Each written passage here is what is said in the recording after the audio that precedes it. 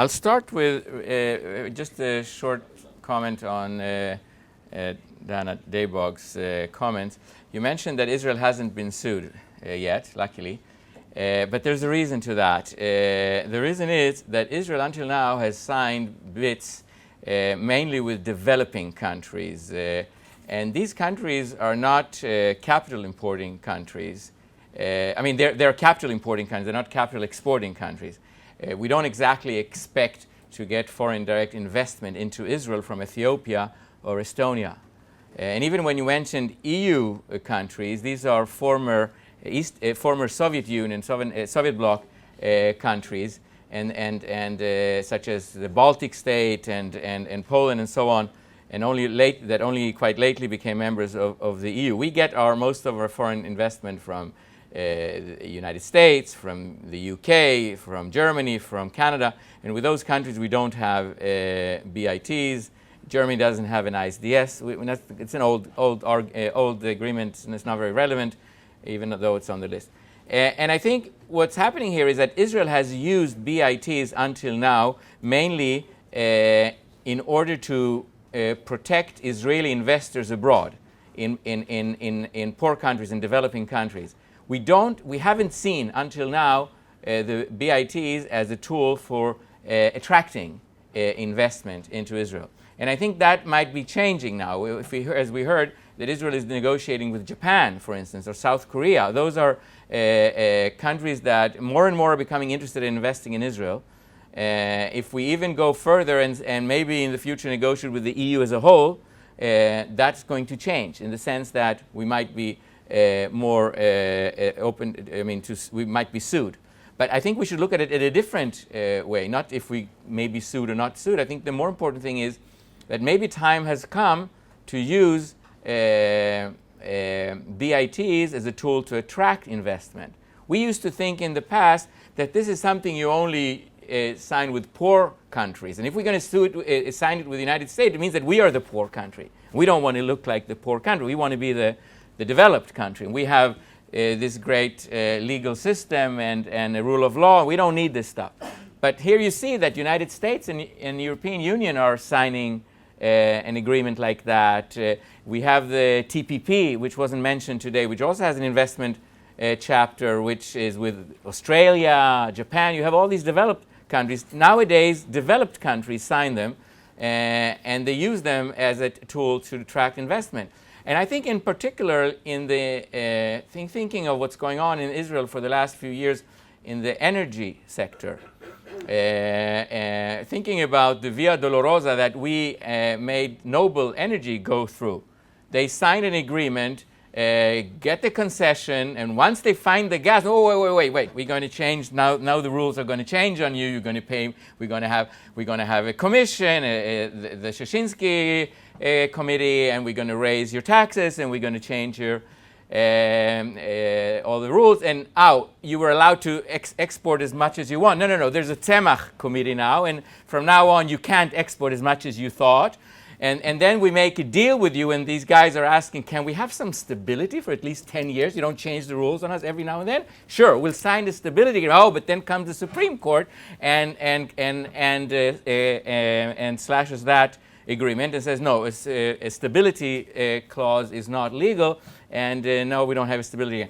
You don't really expect a lot of foreign investors to come here and invest in Israel after what's going on in the last few years, especially not in the energy sector. I think they're going to continue to come in the high-tech sector because we're attractive in that field, thank God. But in energy, and we know, all the experts say that there's still a lot of natural gas in Israel's exclusive zone in the Mediterranean. And there's even probably a high probability for oil there. But in order to extract it and develop it, you need a lot of money. Hundreds of millions of dollars is needed. And the government is not going to put up that money. That's going to come from private investors. And the only way that we're going to get those investors to come and put their money down is if we can have some stability here. And we have rocked our stability. It's not I that say that. There was a report out 2 months ago by the Bank of Israel saying exactly that that it's very nice to change the rules, and maybe the rules needed to be changed, but if you make so many changes in such a short time, you are going to negatively affect your attractiveness to foreign investors. And I think we need to do something to change that. And this was a paper that I presented in last month in an international conference that Yoram organized in Hebrew.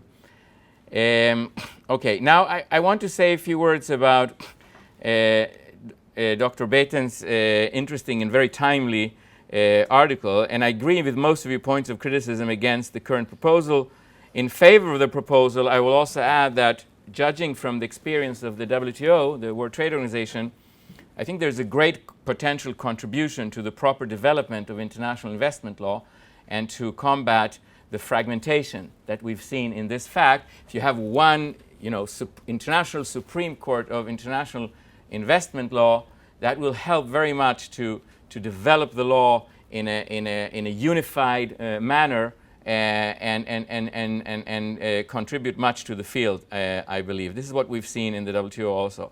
Now, I want to address some of the points in your article in which where I disagree, which is only a few of them. Most of what you say, I agree. So one of the things you say on page 3 of the article is that seeing that public criticism against the existing arbitral system is to some extent also protest against the power of the World Bank Group, of which ICSID is a part. It's therefore questionable whether the prominent place of ICSID in the ICS structure serves to counter such criticism. In other words, why do you go to ICSID if it's part of the World Bank? That's the point. Now, I'm not convinced that public criticism against ISDS is also a protest against the power of the World Bank in general, and the ICSID in particular. I looked for traces of such criticism in the EU Commission's public consultations report, and I didn't find it. It makes more sense to me that the criticism is against certain aspects of ISDS, such as lack of transparency, lack of accountability of the arbitrator, private jurists who serve as arbitrators, and also generally against the idea that government actions can be reviewed by some international tribunal and that they can be punished by multi-million-dollar compensation awards. I think a lot of people have a problem with that. Now, once some of these specific aspects of ISDS are changed and corrected, such as more transparency, appointment of tribunal members who are more like professional judges, and they're more insulated from biases and external pressures that could respond to these critiques and that could respond to these critiques and alleviate those concerns that people have raised.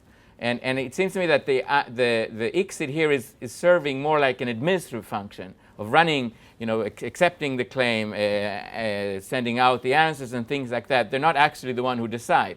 And therefore, I don't think that is a serious problem. Now, as to, and even challenging the members, at least in some of the agreement, I see it was given.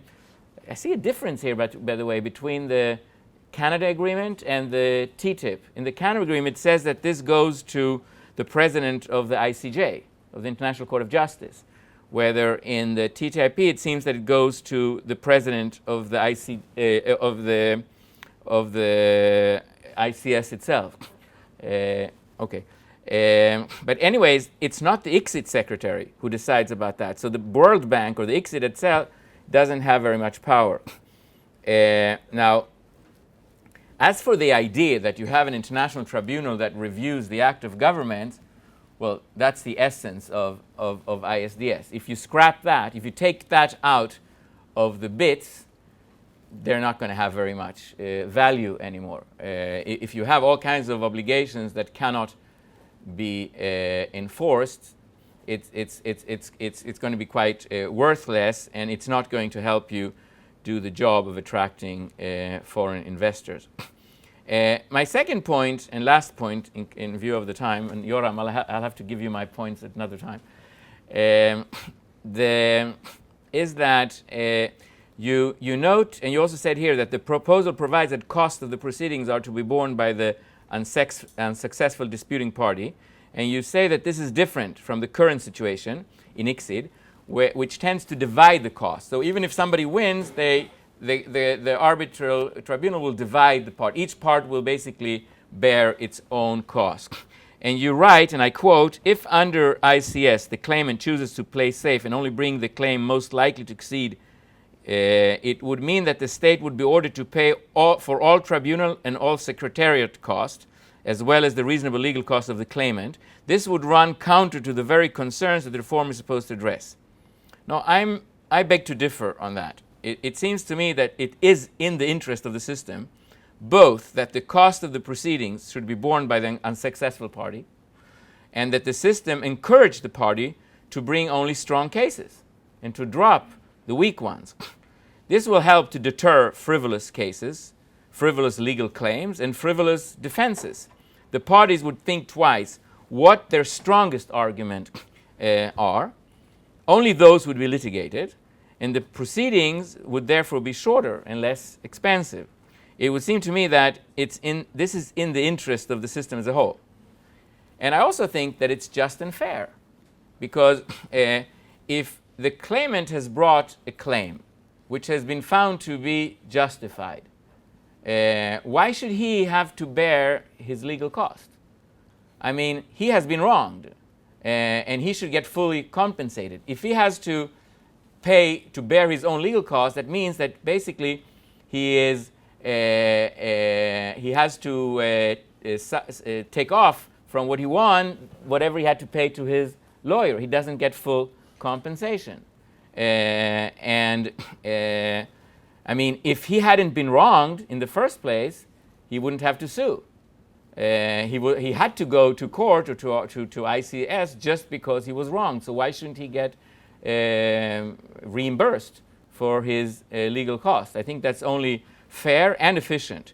And the same thing with the state. I mean, if his claim was found to be unjustified, why should the state have to bear its legal costs? Why would the taxpayers have to pay to bear the legal cost of an unjustified claim?